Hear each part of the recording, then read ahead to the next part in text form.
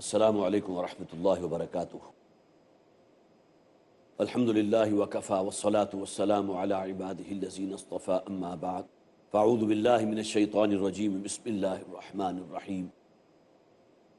من الذین ہادوا یحرفون الکلم عن مواضعہ ویقولون سمعنا وعصینا واسمع غیر مسمع وراعنا لیا بألسنتہم وطعنا فی الدین ولو انہم قالوا سمعنا واطعنا واسمع وانظرنا لکان خیرا لہم واقوم ولكن لعنهم الله بكفرهم فلا يؤمنون الا قليلا رب اشرح لي صدري ويسر لي امري واحلل عقدة من لساني يفقهوا قولي۔ حضرات، پچھلی نشست میں آپ کو یاد ہوگا میں نے عرض کیا تھا کہ جس طرح سورہ بقرہ سورہ آل عمران دونوں ہی میں ذکر موجود ہے یہود و نصارہ کا، بہت تفصیل کے ساتھ ان کے جرائم کو بیان کیا گیا، اور سورہ بقرہ میں تو پورے 10 رکوع جو ہیں فرد قرارداد جرم جو اللہ تعالیٰ نے ان پر عائد کی تھی۔ اس سورہ مبارکہ میں بھی آپ بکثرت ان کا ذکر دیکھ رہے ہیں۔ میں نے عرض کیا تھا، یاد ہوگا آپ کو، بطور نشان عبرت ہے وہ جو حضور کی حدیث ہے، لَيَأْتِيَنَّ عَلَىٰ أُمَّتِي كَمَا أَتَىٰ عَلَىٰ بَنِي إِسْرَائِيلَ حَذْوَ النَّعْلِ بِالنَّعْلِ، کہ میری امت پر بھی وہی واقعات یا حالات آ کر رہیں گے جو بنی اسرائیل پر آئے تھے، بالکل ایسے ہی جیسا کہ ایک جوتا دوسرے جوتے کے مشابہ ہوتا ہے۔ اور اس حدیث میں آگے مزید بھی فرمایا گیا تھا کہ بنی اسرائیل میں اگر کوئی شخص ایسا تھا جس نے گوہ کے بل میں گھسنے کی کوشش کی، تو میری امت میں بھی کوئی ایسا شخص پیدا ہوگا جو یہ کام کرے گا۔ اور اس سے اگلے الفاظ جو ہیں وہ تو بہت ہی لرزا دینے والے ہیں۔ اور اگر کہیں بنی اسرائیل میں کوئی ایسا بدبخت اور شقی شخص موجود تھا جس نے اپنی ماں کے ساتھ نکاح کر لیا تھا، تو میری امت میں بھی کوئی نہ کوئی ایسا بدبخت جو ہے پیدا ہو کر رہے گا جو ماں کے ساتھ نکاح کرے گا، زنا کرے گا، معاذ اللہ، جس کا کوئی شخص تصور نہیں کر سکتا۔ تو من الذین ہادوا یحرفون الکلم عن مواضعہ، اتنا حصہ ہم پڑھ چکے تھے۔ وہ لوگ کہ جنہوں نے یہودیت اختیار کی ہے، جو یہودی ہیں، وہ تورات کی باتوں کو ان کی سیاق و سباق سے جدا کر دیتے تھے، پھیر دیتے تھے۔ وَيَقُولُونَ سَمِعْنَا وَعَصَيْنَا، اب آگے فرمایا اور وہ کہتے تھے سمعنا، ہم نے سنا، لیکن حضرت موسیٰ علیہ السلام کے سامنے جب حاضر ہوتے تھے تو کیا کہتے تھے؟ سمعنا، لیکن اطعنا کی بجائے عصینا۔ اب گویا کہ بالکل ہی اطعنا عصینا یہ تقریباً بولنے کے اعتبار سے بہت مشابہ ہیں، لیکن یہاں اصل میں وہ سمعنا و اطعنا کہنے کی بجائے سمعنا و عصینا کہتے تھے۔ سمعنا و اطعنا کے معنی کیا ہے؟ ہم نے سنا اور ہم اطاعت کریں گے۔ اور اس کے دوسرے کے معنی کیا ہے؟ سمعنا و عصینا، کہ ہم نے سنا اور ہم نافرمانی کریں گے۔ زمین و آسمان کا فرق۔ زبان کے اندر تھوڑا سا جو ہے نا لوچ دے کر ایسے کہا کہ سننے والا جو ہے وہ تو سمجھے شاید ممکن ہے اس نے اطعنا ہی کہا، لیکن اپنے اندر پوری طرح جو ہے ارادے کے ساتھ عصینا کہا۔ واسمع غیر مسمع، اور اسی طرح جب حاضر ہوتے تھے حضرت موسیٰ کے پاس تو کہتے تھے ذرا ہماری بات سنیے، اور ساتھ ہی ہلکے سے کہ غیر مسمع، نہ ہی سنو تو اچھا ہے۔ یہ بھی گویا کہ ایک جسے آپ کے یہ بیزاری کی بات۔ اب یہ کون لوگ تھے؟ یہودی، جو حضرت موسیٰ علیہ السلام کو اللہ کا رسول اور نبی مانتے تھے۔ یہی معاملہ منافقین کا تھا نبی اکرم صلی اللہ علیہ وسلم کے ساتھ، ہم پڑھ چکے۔ اس لیے کہ آتے تھے حضور کے پاس اور اس قسم کے الفاظ کہتے تھے جس میں پھر وہ بالکل وہی الفاظ کہ راعنا کو راعینا کہہ دیا، منافقین کی طرف بھی منسوب ہے۔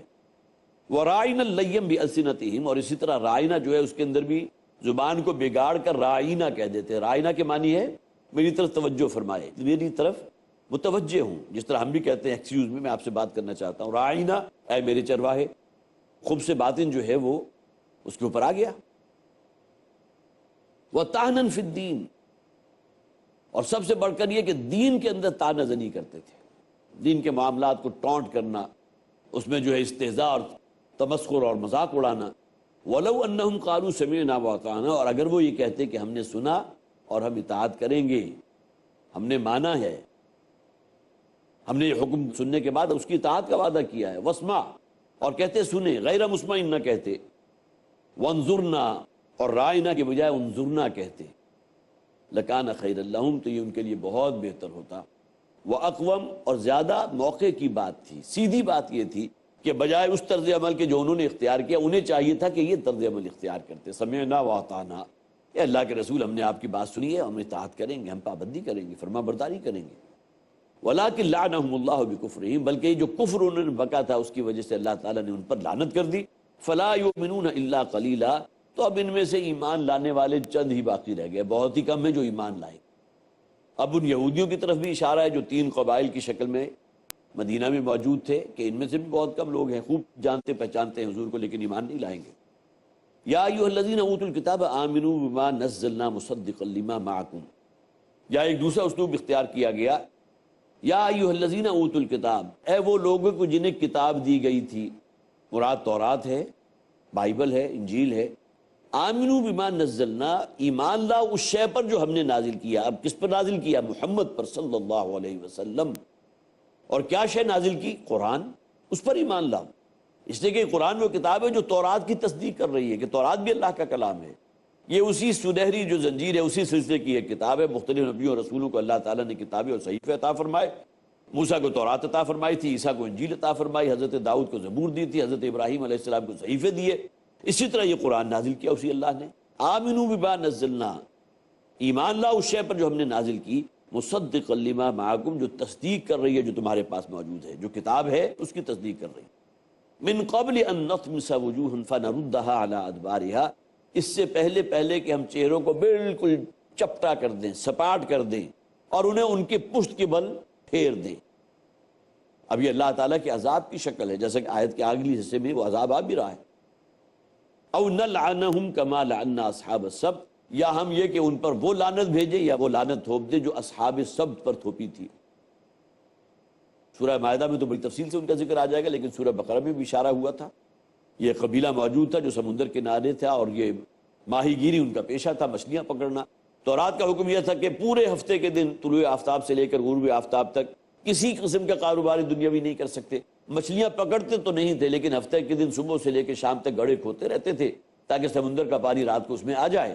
اب رات کو جب سمندر کا پانی چڑھ جاتا تھا، اور عام طور پر جو حضرات بھی کبھی گئے ہیں ساحلی علاقوں پر تو کبھی رات کے اوقات میں دیکھے ہوں تو جب سمندر کے اندر بڑا جوش ہوتا ہے، اور اس جوش کا خاص تعلق جو ہے چاند کے سائز سے بھی ہوتا ہے۔ چاند اگر چھوٹا ہے تو جوش کم ہوگا، اور جب 14ویں کا چاند ہوتا ہے تو معلوم ہوتا ہے سمندر جو ہے پورے جوش پر ہے، پورے جوبن پر ہے رات کے اوقات میں۔ تو دن بھر تو محنت کی وہ گڑھے کھودے، اور رات کے اوقات میں جب سمندر جو ہے چڑھ گیا تو سمندر کا پانی ان گڑھوں میں آ گیا، گڑھوں کے ساتھ مچھلیاں بھی آ گئی۔ ہفتے کے دن مچھلی نہیں پکڑی، گویا کہ وہ بات جو ہے انٹیکٹ رکھی کہ کاروبار دنیا بھی نہیں کریں گے، لیکن سارا دن جس غرض کے لیے تھا کہ اللہ کی عبادت کرو، کوئی ذکر و اذکار کرو، وہ کام کیا نہیں۔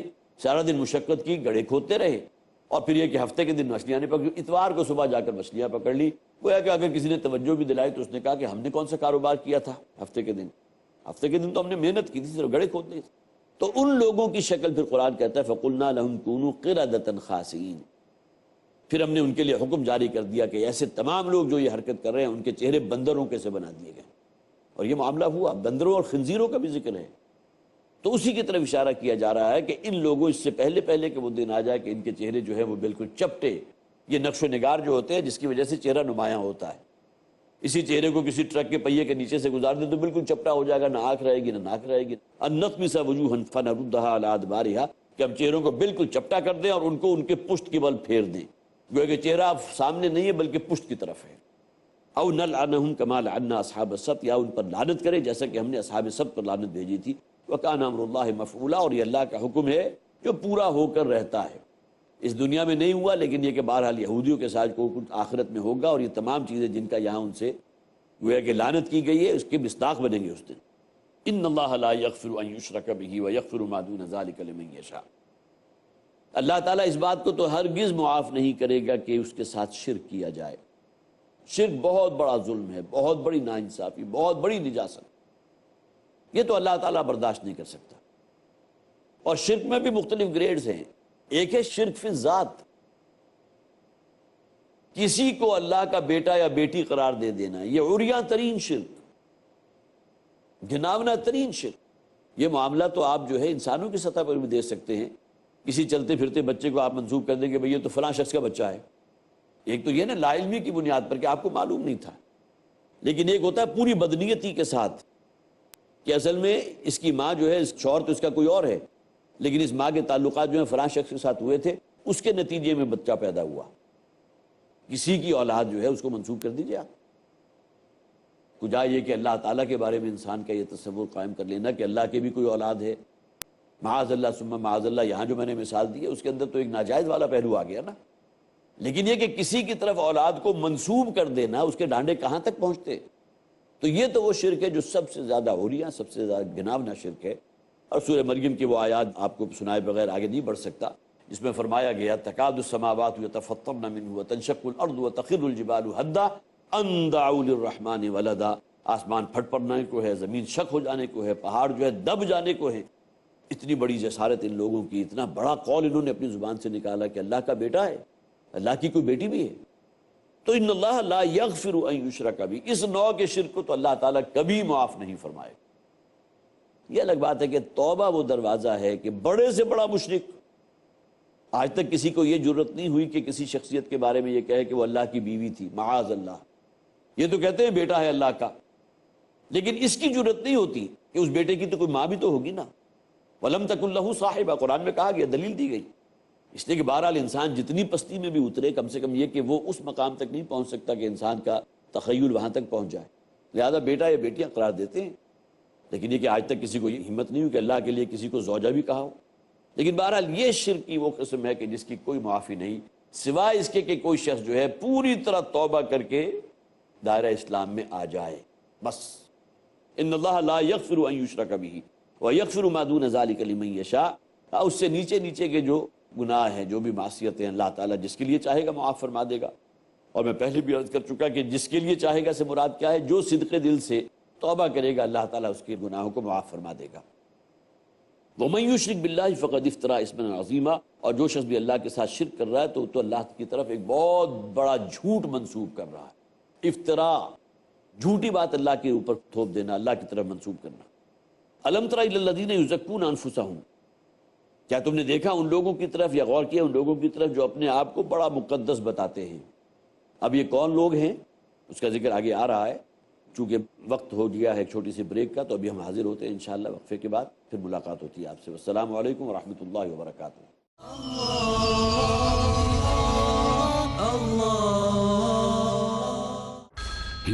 وبرکاتہ۔ حضرات، ابھی وقفے پہ جانے سے پہلے شرک کے حوالے سے جو آیت نمبر 48 میں بات کی گئی کہ ان اللہ لا یغفر ان یشرک بہ ویغفر ما دون ذلک لمن یشاء، اس ضمن میں چند باتیں میں نے آپ کی گوش گزار کی تھی۔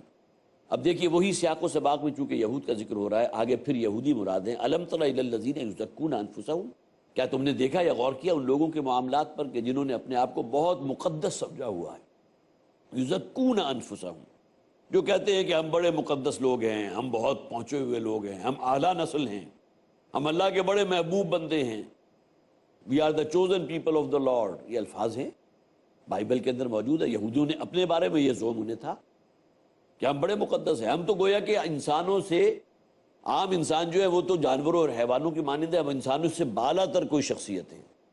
یزکون انفسہم بل اللہ یزکی من یشاء، جبکہ اللہ تعالیٰ چاہتا ہے جس کا تزکیہ کرتا ہے۔ یہ تزکیہ ہوا ہوتا تو یہ باتیں نہ کرتے۔ یہ خناس جو ہے یہ تو اصل میں شیطان نے ان کے اندر جو ہے گوند دیا ہے۔ یہ استکبار ہے، یہ تکبر ہے، یہ گھمنڈ ہے۔ اور گویا کہ قرآن میں جو کہا گیا قل ہاتوا برہانکم ان کنتم صادقین، جو تم یہ کہتے ہو کہ ہمیں جہنم کی آگ نہیں چھو سکتی سوائے معدود چند دن کے، تو ذرا قرآنی کوئی دلیل لے کر آؤ، تورات کی کوئی دلیل لے کر آؤ۔ بل اللہ یزکی من یشاء ولا یظلمون فتیلا، اور کسی پر ایک دھاگے برابر بھی ظلم نہیں کیا جائے گا۔ انظر کیف یفترون علی اللہ، یہاں ظلم کون سا؟ قیامت کے دن اللہ تعالیٰ جو فیصلہ کرے گا تو کوئی بے انصافی نہیں ہوگی، عدل و انصاف کے فیصلے ہوں گے۔ انظر کیف یفترون علی اللہ الکذب، ذرا دیکھو یہ لوگ کیسے اللہ تعالیٰ کے اوپر کس طرح ببانگ دہل جو ہے جھوٹ جڑ رہے ہیں۔ کسی کو اللہ کا بیٹا قرار دے دیا، فرشتوں کو اللہ کی بیٹیاں قرار دے دیا، اور یہ حکم اللہ نے نازل فرمایا ہے۔ فلاں شے جو ہے وہ اللہ کی طرف سے نازل ہوئی تھی، یہ حکم اللہ کی طرف سے آیا ہے، حالانکہ ان میں سے کسی شے کی کوئی حقیقت نہیں۔ تو فرمایا گیا انظر کیف یفترون علی اللہ الکذب، ذرا دیکھو تو صحیح اللہ کے بارے میں کیسی بڑی جھوٹی باتیں کہہ رہے ہیں، کیا شے منسوب کر رہے ہیں اللہ کی طرف۔ وکفیٰ بہ اسما مبینا، اور یقیناً یہی بات جو ہے ان کے بہت بڑے گناہ گار ہونے کے لیے کافی ہے کہ اللہ کی طرف وہ باتیں منسوب کر دیں جو اللہ نے نہیں کہیں۔ الم تر الی الذین اوتوا نصیبا من الکتاب، کیا تم نے غور کیا ان لوگوں کی حالت پر کہ جنہیں ہم نے کتاب میں سے ایک حصہ دیا تھا؟ بات دیکھیے پہلے بھی بالکل یہ الفاظ آئے تھے، اللہ کی شریعت اور حامل کتاب، حامل شریعت وہ قوم، اور اس قوم کے بارے میں تو اللہ کے رسول صلی اللہ علیہ وسلم بلکہ خود اللہ تعالیٰ نے فرمایا سورہ بقرہ کے اندر، یا بنی اسرائیل اذکروا نعمتی التی انعمت علیکم وانی فضلتکم علی العالمین، میرے اس انعام اور احسان کو یاد کرو کہ میں نے تمہیں تمام جہان والوں کے اوپر فضیلت دی تھی۔ الفاظ پڑھ چکے ہم۔ بھلا تم نے غور کیا کہ آپ نے دیکھا نہیں ان لوگوں کی حالت پر کہ جنہیں ہم نے کتاب تورات میں سے حصہ دیا تھا، یؤمنون بالجبت، لیکن اس کے باوجود وہ بت پرستی پر قائم ہیں۔ یہودیوں نے کبھی بت نہیں تراشے تھے، لیکن ان کے جو ارباب ہوتے تھے، ان کے جو رہبان ہوتے تھے، اور وہ جو ان کے ہاں عالم لوگ ہوتے تھے، یہودی علماء تھے، انہوں نے رب کا درجہ دے دیا تھا۔ اسے تعبیر کیا جا رہا ہے، یہ گویا کہ انسان کی شکل میں ایک بت ہے کہ جس کا یہ کہنا مان رہے ہیں۔ اس سے کوئی غرض نہیں کہ تورات کا اصل حکم کیا ہے، جیسا کہ حضرت عدی ابن حاتم رضی اللہ تعالیٰ عنہ، جو حاتم طائی کے بیٹے ہیں، انہوں نے ایک موقع پر حضور سے کہا تھا کہ قرآن حکیم میں آیا کہ ہم نے اپنے جو ہے علماء کو رب قرار دے دیا، ارباب من دون اللہ، تو ہم نے تو کبھی انہیں رب نہیں کہا۔ تو اللہ کے رسول نے ان سے سوال کیا تھا کہ ایسا نہیں تھا کہ جس شے کو وہ حلال کہتے تھے تم حلال جانتے تھے، جسے حرام ٹھہراتے تھے وہ حرام سمجھتے تھے؟ تو حضرت عدی ابن حاتم نے کہا جی حضور ایسا تو تھا۔ تو حضور نے کہا یہی تو ہے جس کو قرآن نے تعبیر کیا، پھر کیا فرق رہ گیا رب میں اور ان میں؟ یہ حلت و حرمت یا تحریم و تحلیل، کسی کو حرام کہنا کسی کو حلال کہنا، یہ تو اللہ کا اختیار ہے، اللہ کا فیصلہ ہے۔ یہ اختیار ان لوگوں نے اپنے ہاتھ میں لے لیا، اور اب کس کو کہیں گے؟ تو یؤمنون بالجبت والطاغوت، یہ شیطان اور بت پرستی انسانوں کی شکل میں بت ہیں کہ جن کی بات مانتے ہیں۔ وَيَقُولُونَ لِلَّذِينَ كَفَرُوا هَؤُلَاءِ الَّذِينَ أَهْدَىٰ مِنَ الَّذِينَ آمَنُوا سَبِيلًا، اور کہتے ہیں ان کافروں سے کہ یہ لوگ گویا کہ مکہ کے رہنے والے مشرک جو ہیں یہ زیادہ بہتر ہیں، زیادہ ہیں ہدایت پر ان لوگوں سے جو ایمان لے آئے، یہ زیادہ راہ راست پر ہیں۔ اب یہ دیکھیے نا، کسی شخص کی آنکھوں پر جب کوئی ایک تعصب کی پٹی بنتی ہے، مسلمانوں کے خلاف اتنی نفرت، حضور صلی اللہ علیہ وسلم کے خلاف اتنی نفرت کہ مشرکین مکہ کو جو ہے افضل قرار دے رہے ہیں مسلمانوں سے۔ کون؟ یہودی کہہ رہے ہیں یہ ہؤلاء اہدیٰ من الذین آمنوا سبیلا، یہ مکہ کے رہنے والے تو کہیں بہتر ہیں ان مسلمانوں سے۔ اولئک الذین لعنہم اللہ، یہ وہ لوگ ہیں کہ جن پر اللہ تعالیٰ کی طرف سے لعنت مسلط کر دی گئی۔ ومن یلعن اللہ فلن تجد لہ نصیرا، اور جسے اللہ تعالیٰ ہی ملعون قرار دے دے، جو اللہ تعالیٰ ہی کی پھٹکار اور لعنت لے آئے، اس کے اوپر لعنت تھوپ دی جائے، تو اس کے لیے کہاں سے اور مدد آئے گی؟ ام لہم نصیب من الملک فاذا لا یؤتون الناس نقیرا، کیا ان کے پاس کوئی فیصلے کا اختیار تھا؟ یہاں کس شے کی طرف اشارہ کیا جا رہا ہے؟ ان کا یہ خیال تھا کہ آخری نبی اور آخری رسول جو ہیں بنی اسرائیل ہی میں مبعوث ہوں گے، جن میں سے ہم ہیں۔ کون ہیں؟ یہودی اپنے آپ کو سمجھتے تھے نا، وہ تھے ہی بنی اسرائیل میں سے، اور وہ سمجھتے تھے کہ حضرت موسیٰ سے لے کر پھر یہ کہ حضرت موسیٰ سے بھی اوپر چلے جائیے، حضرت یعقوب سے لے کر جو سلسلہ نبوت اور رسالت اللہ تعالیٰ نے قائم فرمایا، وہ حضرت عیسیٰ تک جو ہے تمام نبی اور رسول بنی اسرائیل میں سے چلے آ رہے ہیں۔ اب حضرت عیسیٰ کے بعد 571 میں جو ایک نبی جو ہے وہ اللہ تعالیٰ نے پیدا فرما دیا، اور وہ بنی اسرائیل کے بجائے بنی اسماعیل میں سے۔ یہ تعصب تھا کہ آخری نبوت اور رسالت جو ہے بنی اسرائیل میں سے کیوں نہیں ہوئی، یہ کیوں چلی گئی بنی اسماعیل کے پاس؟ اور بنی اسماعیل کے بارے میں یہ بات بھی ذہن میں رکھیے کہ تقریباً 2500 برس ہیں حضور اور حضرت اسماعیل علیہ السلام کے درمیان، اس پورے دورانیے میں کوئی نبی اور رسول نہیں۔ حضرت ابراہیم کے یہی 2 بیٹے تھے نا جن کا ذکر بطور خاص قرآن میں ہوتا ہے، حضرت اسحاق اور حضرت اسماعیل۔ حضرت اسماعیل کی اولاد میں حضرت محمد صلی اللہ علیہ وسلم تک تقریباً 2500 برس کوئی نبی اور رسول نہیں۔ اور ادھر جو ہے حضرت اسحاق کی اولاد میں حضرت یعقوب نبی، حضرت یعقوب کی اولاد میں حضرت یوسف نبی، اور آگے سلسلہ چلے جائیے تو اس کے اندر جو ہے سینکڑوں نہیں ہزاروں نبی ہیں، جن میں حضرت موسیٰ بھی ہیں، حضرت سلیمان ہیں، حضرت داؤد ہیں، حضرت سیموئیل ہیں، یہ پورا سلسلہ۔ لہٰذا یہ شے جو ہے یہ ان کے لیے ہو گئی کہ یہ کیا سمجھتے تھے کہ ان کے پاس اختیار تھا اس بات کا؟ کیا ان کی چاہت کو پیش نظر رکھا جاتا کہ آخری نبوت جو ہے وہ بنی اسرائیل میں ہو؟ کہ اللہ کا حکم ہے، اللہ کا فیصلہ ہے، اور تم لوگوں کی بد کرداری اور فسق و فجور کی وجہ سے اب تو تم اس قابل ہو ہی نہیں کہ تمہاری نسل کے اندر اور کسی نبی اور رسول کو بھیجا جائے۔ ام لہم نصیب من الملک، کیا ان کے پاس کوئی اختیار ہے فیصلے کا؟ فاذا لا یؤتون الناس نقیرا، اور ان کی حالت تو یہ ہے کہ کسی دوسرے کو جو ہے ایک کھجور کے جو گٹھلی کے گرد جو غلاف سا لپٹا ہوا ہوتا ہے، جھلی سی ہوتی ہے، وہ بھی کسی کو صدقہ دینے کو تیار نہیں۔ تو اتنی بڑی بات جو ہے وہ کیسے ٹالریٹ کریں گے کہ آخری نبی اور رسول جو ہے وہ بجائے اس کے کہ وہ ہمارے بنی اسرائیل میں جو ہے اس کی بعثت ہوتی، وہ بنی اسرائیل میں کیوں چلی گئی؟ ام یحسدون الناس علی ما آتاہم اللہ من فضل، دیکھیے وہی بات پھر کہی گئی، کیا یہ لوگ جو ہے دوسرے لوگوں سے اس لیے حسد کرتے ہیں؟ دوسرے لوگوں سے مراد کون ہے؟ بنی اسماعیل۔ علی ما آتاہم اللہ من فضل، کہ اللہ تعالیٰ نے انہیں اپنے فضل سے نواز دیا، ان میں حضرت محمد صلی اللہ علیہ وسلم کی بعثت ہو گئی، اور اللہ کے رسول صلی اللہ علیہ وسلم کو قرآن حکیم جیسی نعمت عظیم عطا کر دی گئی، اصل حسد یہ شے کا ہے کہ یہ شے ہمیں کیوں نہیں ملی، یہ بنی اسرائیل میں کیوں نہیں ہوا معاملہ، یہ بنی اسماعیل میں کیوں چلا گیا۔ فقد آتینا آل ابراہیم الکتابہ، تو ہم نے تو آل ابراہیم علیہ السلام کو کتاب عطا فرمائی تھی، والحکمت، اور حکمت، وآتیناہ ملکا عظیما، اور ہم نے ان کو بہت عظیم مملکت عطا فرمائی تھی۔ آل ابراہیم کا ذکر ہو رہا ہے نا، یہاں آل ابراہیم کی وہ شاخ کا ذکر ہے جو بنی اسرائیل کہلاتے ہیں۔ حضرت ابراہیم کے بیٹے حضرت اسحاق، حضرت اسحاق کے بیٹے حضرت یعقوب، حضرت یعقوب کے 12 بیٹے، ان میں سے ایک حضرت یوسف، اور آگے جو فوری بات جو انبیاء ان کا ذکر قرآن نہیں کرتا، لیکن اسی سیریز کے اندر آگے پھر حضرت سلیمان، حضرت داؤد، پھر اس کے بعد اور آگے چلے جائیے تو حضرت یحییٰ، حضرت عیسیٰ، یہ تمام اسی سنہری زنجیر کی کڑیاں ہیں۔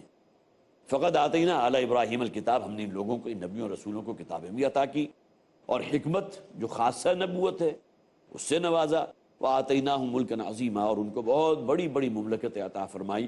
یہ 100 سالہ دور جو تھا بنی اسرائیل کی تاریخ کا سب سے روشن ترین سنہری دور، جس میں ابتدائی 20 سال ہیں حضرت طالوت علیہ السلام کی بادشاہت، اس کے بعد 40 سال حضرت داؤد علیہ السلام کی بادشاہت، اور اس کے بعد پھر 40 سال حضرت سلیمان علیہ السلام کی بادشاہت۔ حضرت داؤد کے بیٹے حضرت سلیمان، گویا کہ یہ باپ بیٹا جو ہیں وہ بادشاہت جسے کہتے ہیں، جو شاید چشم فلک نے آج تک وہ شاید کبھی منظر کبھی دیکھا ہی نہ ہو، کہ جن کی حکومت جو ہے صرف انسانوں پر نہیں تھی، حیوانات پر بھی تھی، جنات کو ان کے تابع کر دیا گیا تھا، اور حیوانات کی جو زبان ہے وہ سمجھ لیتے تھے حضرت سلیمان علیہ السلام۔ ایسی بادشاہت، ایسا اختیار جو ہے وہ تو انسان تمنا کر سکتا ہے، لیکن یہ کہ اللہ تعالیٰ نے آل ابراہیم کو یہ اوصاف اور یہ چیزیں بھی عطا فرمائی تھی۔ فَمِنْهُمْ مَنْ آمَنَ بِهِ وَمِنْهُمْ مَنْ صَدَّ عَنْهُ، اور ان میں سے ایسے لوگ بھی ہیں کہ جو ایمان لے آئے اس پر، مراد کون ہے؟ قرآن حکیم اور محمد رسول اللہ صلی اللہ علیہ وسلم، اور ان میں سے وہ بھی ہیں کہ جو خود بھی رکے ہیں اور دوسروں کو بھی روکتے ہیں۔ صد یصد آتا ہے مادہ، خود رکنا اور دوسروں کو روکنا، گویا کہ یہ متعدی ہے۔ ایک شے ہے نا، انسان صرف لازم ہے کہ ایک شے ہی ہے، صرف خود رک رہے ہیں، لیکن یہاں روکنے کے الفاظ جو ہیں، روکنے کا مفہوم بھی موجود ہے۔ من صد عنہ، جو اس سے رکتا ہے اور روکتا ہے۔ وکفا بجہنم سعیرا، اور یقیناً اب جہنم ہی ہے کہ جو ان کے لیے کفایت کرنے والی ہے۔ ان کے جو جرائم ہیں ان اہل کتاب کے، وہ واقعتاً اس قابل ہیں کہ جو انہیں بالآخر جہنم کی دہکتی ہوئی آگ میں ڈالا جائے گا۔ اللہ تعالیٰ ہمیں توفیق عطا فرمائے کہ اہل کتاب کی جہاں بھی ذکر ہوا ہے تو اس میں ہم اپنے لیے بھی رہنمائی حاصل کریں، اس سے سبق اور عبرت حاصل کر سکیں۔